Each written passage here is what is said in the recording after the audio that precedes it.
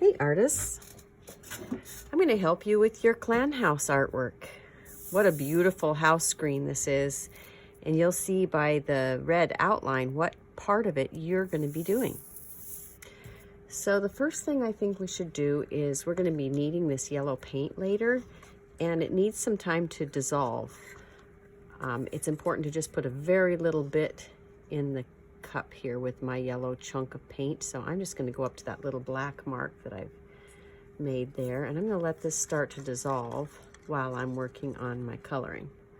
So I'll set that off to the side, and I'm going to first put this tracing paper down in a way that it won't wiggle around while I'm working. So I'm going to use a little glue stick. I'm just going to go zip, zip, zip, zip around the outside edges, not pushing very hard. I don't want very much glue on there because I want to be able to take this off pretty easily later. So I'm just going to gently kind of tack it down so it stays put while I'm working.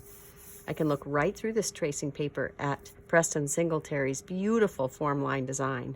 And remember, I just have part of it. And so it's kind of fun while I'm working on this to look for the form line shapes I've been learning about. Like I can tell this is part of an ovoid. Now what I'm going to do first is I'm going to trace an outline around the shapes. And I'm really going to try to follow what Preston did as closely as I can.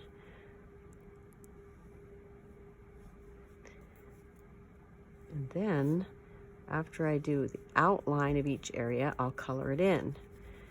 And I want the coloring to be pretty dark, so I'm going to use a coloring technique that's helps me get an area really solidly colored in. I'm going to go back and forth, back and forth, back and forth, back and forth like that with my hand, just to really fill that in. And I can go up and down, up and down, up and down also. And I can go around in circles too, like this.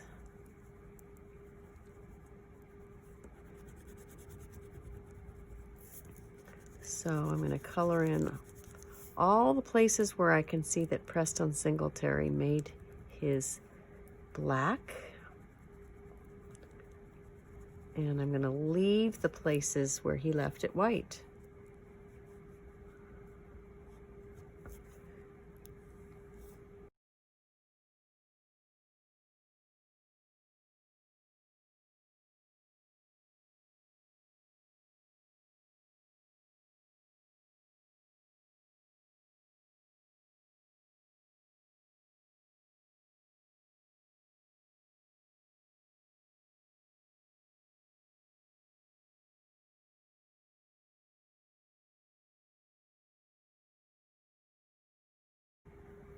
So once you've gotten your design colored in, and you go back and you just double check that things are colored really solid black. It's okay if you go off the edges onto the white paper because that's actually going to get thrown away later, or it's not part of this artwork.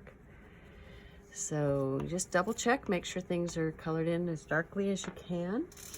Then go back to your cup of water, which hopefully has dissolved by now. And if you can, find a spoon or a popsicle stick or something to kind of chop up the last little bits. That's helpful. It's not going to be really dark paint, but we don't want it to be. We want it to look kind of like glass, yellow glass, so it'll be really light colored. Stick your cotton ball in there and soak up as much of that paint as you can, like that. And then we're just going to wipe it over the top of our design. This is wax. This black part is wax, so it's going to resist the paint while the parts we left white, which are the parts that Preston Singletary left white, will take the paint. So we'll get yellow in the white places and leave the other places black. And then we're going to let that dry a little bit, and then we're going to peel it up so that you have your finished piece. And hopefully that glue stick didn't stick too much. Be really gentle. Be really gentle while you're peeling it up. Might even use two hands like this. One hand holding it down, the other hand gently pulling it up.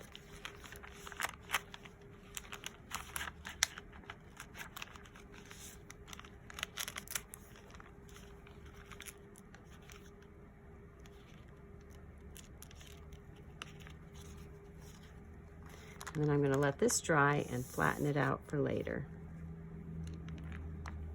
If I put that over, you can kind of see how that created yellow and black, like stained glass, like Preston Singletary's.